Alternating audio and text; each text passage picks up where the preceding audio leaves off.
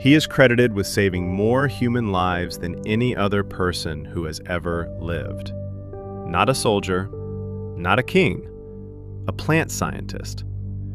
He bred a new kind of wheat that ended famine across entire nations and is estimated to have saved as many as 1 billion people from starvation. In 1970, he won the Nobel Peace Prize, and to this day, almost nobody knows his name. He was born in 1914 to a Norwegian-American farming family near Cresco, Iowa, and grew up working the soil and attending a one-room schoolhouse. He studied plant pathology, earning a PhD, and during the Depression, he saw hunger up close, people lining up, desperate for food. It marked him for life. In 1944, he took a job most scientists wouldn't want, heading into rural Mexico to try to fix its failing wheat crop. He would not really leave the fields again for the rest of his life. In Mexico, he did something most scientists wouldn't. He lived in the fields. For years, he knelt in the dirt, crossbreeding thousands of wheat plants by hand, searching for a better strain. He believed a scientist had to live alongside the problem he was trying to solve. Eventually, he succeeded.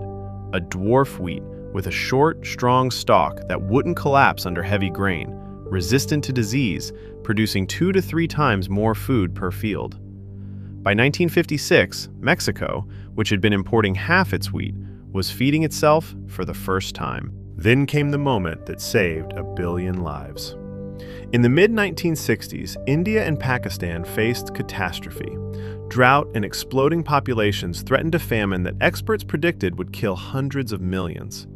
India imported 16,000 tons of his dwarf wheat seed, and he traveled there himself, working alongside local farmers to teach them how to grow it.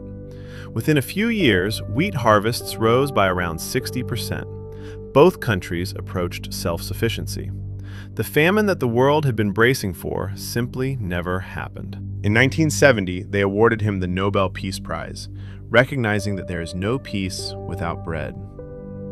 When the call came telling him he'd won, he was in a remote field in Mexico, recording data on his wheat plots. His wife drove out to tell him the news. His response was to say he couldn't possibly come, there was still too much work to do, and he went back to his test plots. The television crews found him in the field, still working 2 hours later. That was exactly who he was. His name was Norman Borlaug. He kept working into his 90s and died in 2009 at the age of 95. He is one of only a handful of people ever to win the Nobel Peace Prize, the Presidential Medal of Freedom, and the Congressional Gold Medal.